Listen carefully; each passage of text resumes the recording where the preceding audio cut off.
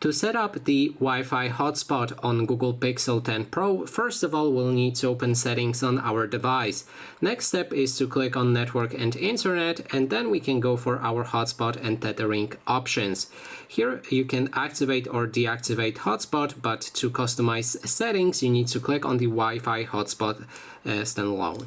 Next is to pick a name for your network, so you can change how your network will display for others. You can also adjust the password with security options. If you want to have password, pick any WPA protocol, or you can go for none if you don't want any password.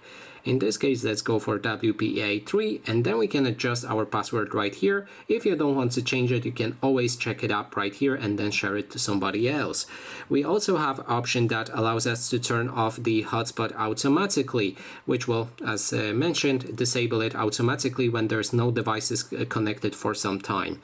Then we can adjust the speed and compatibility of our network, and here you can choose 2.4 and 5G networks. Both of them should be supported, or you can go for 6G, which will make your network less compatible with other devices, but much faster. And that would be everything.